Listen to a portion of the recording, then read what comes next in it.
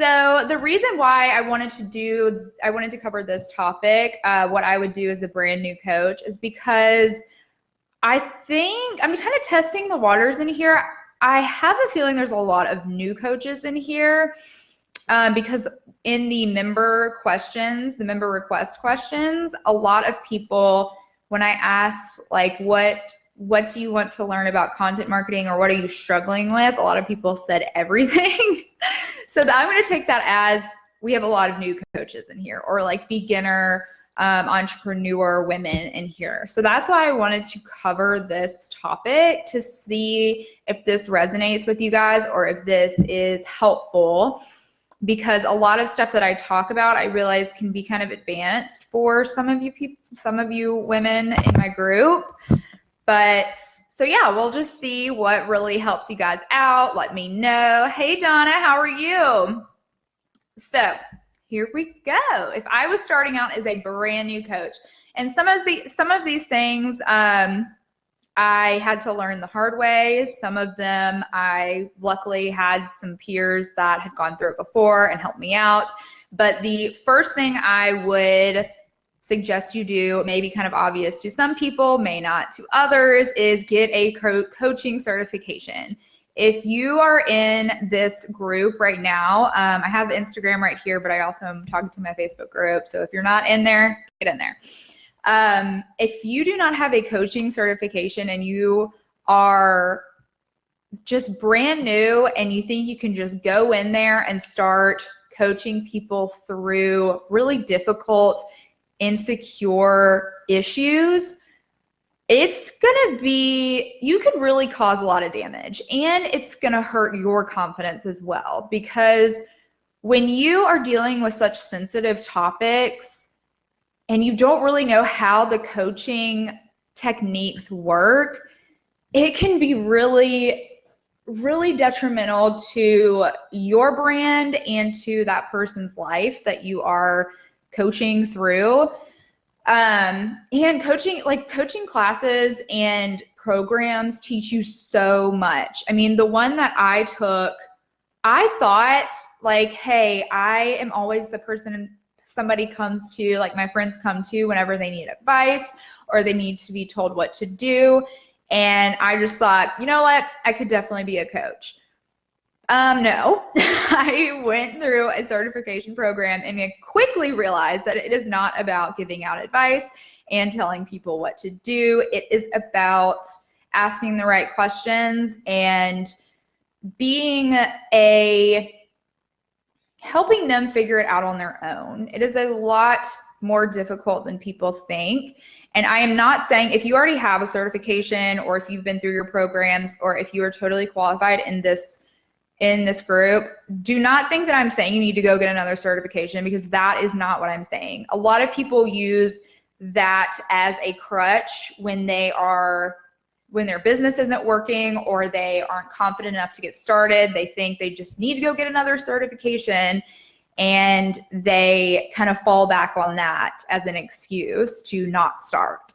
No, I'm saying that if you are brand new and you think that you want to get into coaching, or you maybe have been in an MLM and you call yourself a coach, but you know in your heart, like you need a certification. A lot of people really need those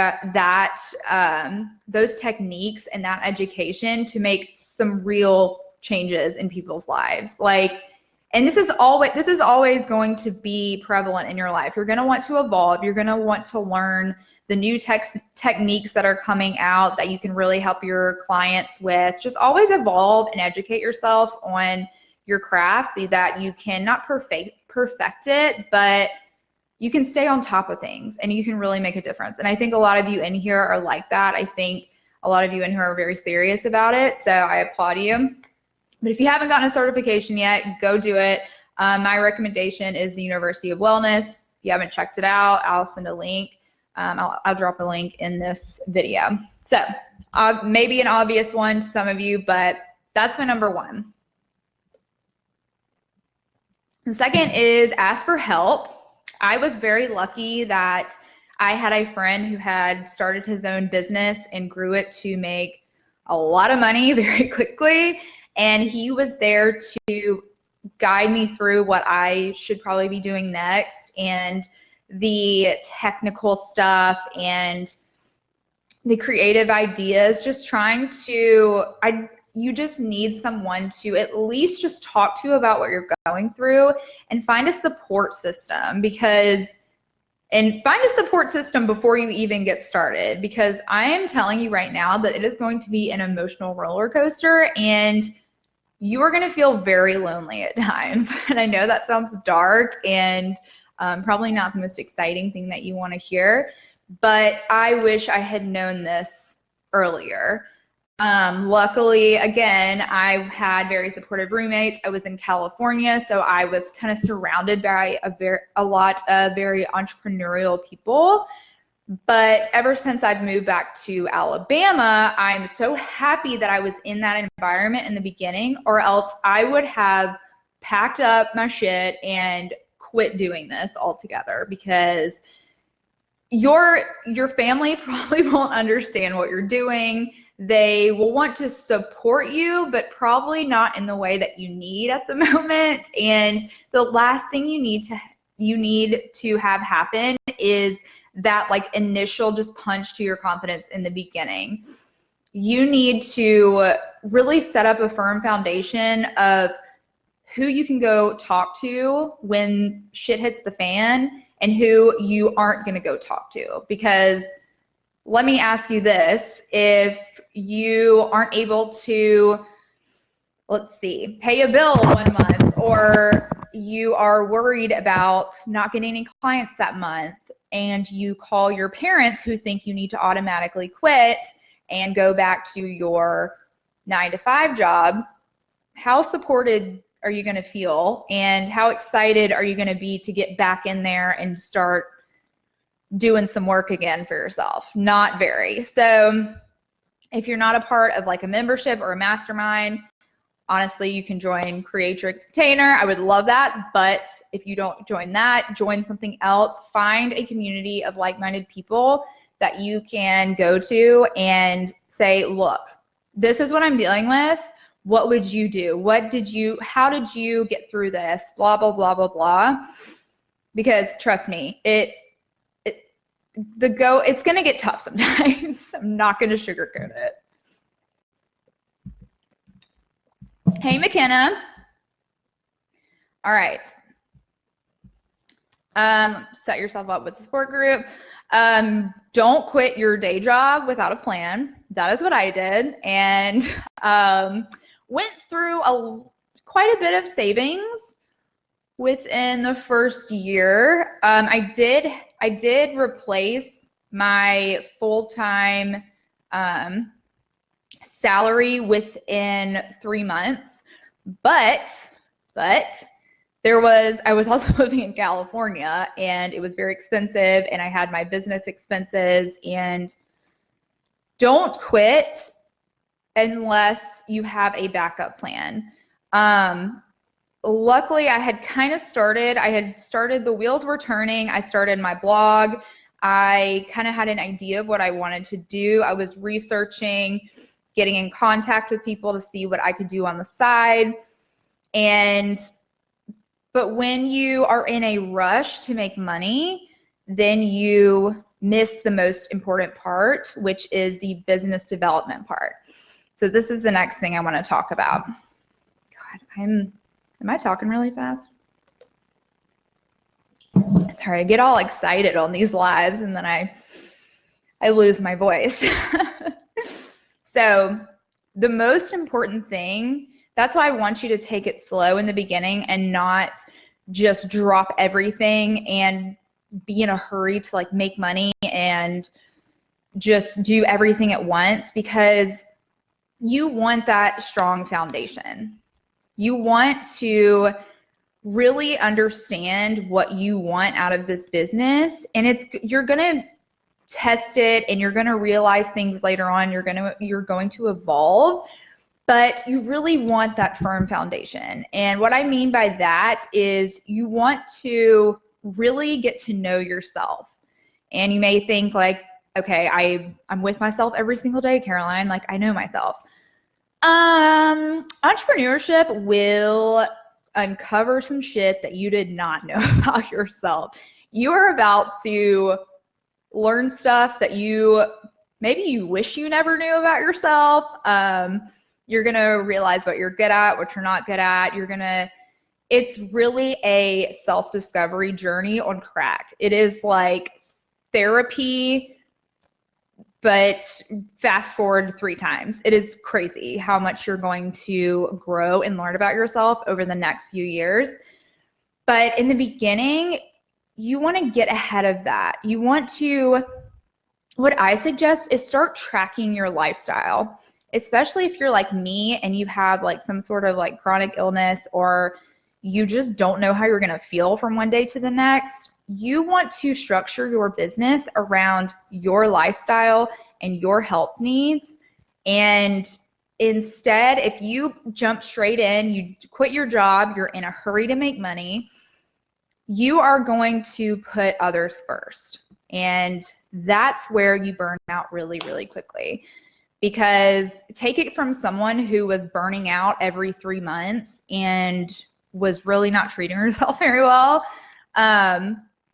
The hierarchy of needs when it comes to a coaching business is you, your purpose, others. What most of us do is others, your purpose, you. Because one, we're just like a people-pleasing generation. That's just how we are. That's how we were raised, or at least that's how I was raised. And of course, we're just like, what do they need? What can I give them? What more can I give them? I need to prove myself, blah, blah, blah, blah, blah.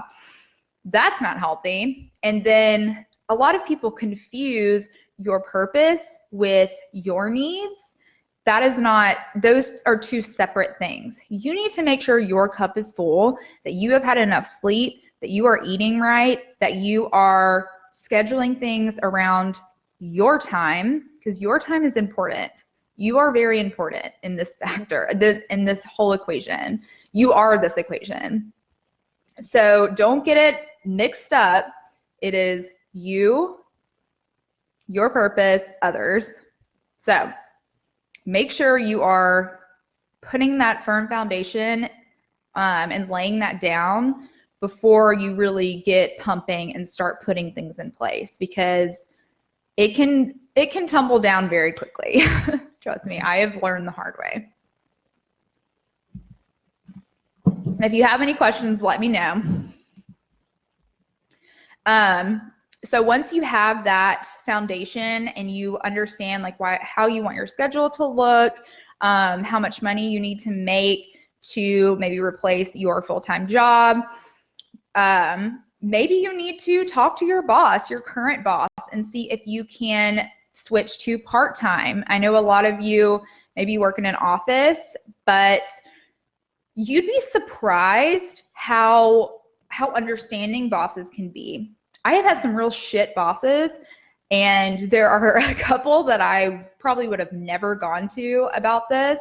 And then there was one that I was completely upfront about, and I was like, look, I am not happy in this environment. I do not thrive here. If you want me to do my best work, I need to be an independent contractor. And that's what happened. They hired me as an independent contractor. I was able to work from home. I was able to build my business on the side. So yeah, talk to your boss. You'd be very surprised about how, especially nowadays, and when people are understanding how important mental health is in the workplace, you'd be very, very surprised. Of course, go in there with a plan. I had it all typed out, and I mean, to the T. I had a plan. I had what I could do for them, why it was a much better option than staying in my cubicle job, and just do it in a professional way. And people will be very, very, very understanding. All right. So once you have that down, then you need to focus on your brand identity. You need to kind of get an idea for your niche, but don't freak out about it at this time. That is what trips people up so much in the beginning, is, oh my God, I need a niche. I need to be so specific. I need it to be like, so I have to get it down and to a T, and they freak out about niching down, which, yes, it's important to have a niche, but in the beginning, you are going to be, this is your time to get creative and explore and test things out. I mean, this is the most exciting time for you because you get to build something from the ground up, and you're not sure what you really want in the beginning. You may think you do, but I cannot tell you how much my business has evolved over the past 4 or 5 years. It is insane. Like, and it always does. I always feel like I want to change something, or I want to work with somebody else, or it will evolve. And now is the time to work with a bunch of different kind of people, to take on different projects, to really just see what you enjoy and what you don't enjoy. I learned real freaking quick that, and I'm sorry if there are any doctors in here, they're not, you're not all bad, but I learned really quick that I didn't want to work with doctors, specifically male doctors, because I had some really, really terrible sexist experiences, which I'm sure you can find my little story time if you scroll down in my Facebook group. I let it all out in that video. But at first, I structured my business to do like as an agency for doctors. I am now more of a consultant and coach, and do like online courses and stuff for spiritual entrepreneurs and wellness coaches. Like, talk about a freaking 180. And that was just this year. Like, I can't tell you how much it's changed over the past like 4 years. So now is the time to really just figure out like what your coaching style is going to be, who you want to work with, and just test things out. Don't get so caught up on the niching thing, because while it is important, right now is going to be so much fun for you to like get creative and figure yourself out, talk to a bunch of different people. It's just have fun with it right now. And that's why I also don't want you to rush into anything and quit your job, because then it's really not going to be fun. I had to take on some really shitty clients in the beginning because I rushed, and I had, oh my God, like $1,000 a month in rent for my bedroom in California. Your girl don't have much savings left, let me just tell you, and I don't want you to be in that position. Hey, Kelly. All right, next is for branding. So I want you to create a website ASAP, because I want you to have a blog. Start blogging. So create your website ASAP. Simple visuals, pick some easy colors, and use your name for your business. I'm so mad at myself for not using my name, and I'm trying to transition that over. I don't know what exactly I'm going to do, but because this is such a like time for exploration, and you're going to be testing things out and getting creative, and you're really not sure what your business is going to end up like, that it's so much easier to just use your name for your URL and for all of your social media handles, because that way it's sustainable. It can grow with you. It can evolve with you. You can play around with your career path, but you're always going to have that name, and it's always going to apply and be appropriate for your business. So use your name. Make sure your URL matches your social media handles exactly, or at least they're super similar. And simple colors, just keep it simple, because it's going to evolve all the time. I actually have this is a cool little tool that I used for brand colors. I'm going to send you, uh-oh. What just happened? Hello? Oh, I don't know what just happened. Here's what I thought I'd exited out. Here's a cool tool that I use to kind of play around with brand colors, because I am not a visual branding person. I'm not a graphic designer. I'm a writer. So look at that, pick a simple color palette, get some simple visuals. You don't need modeling pics of yourself. Keep it simple, but make sure you have a website, live website that you can blog on. Get a simple logo created on Fiverr. Hell, you probably don't even need a logo right off the bat.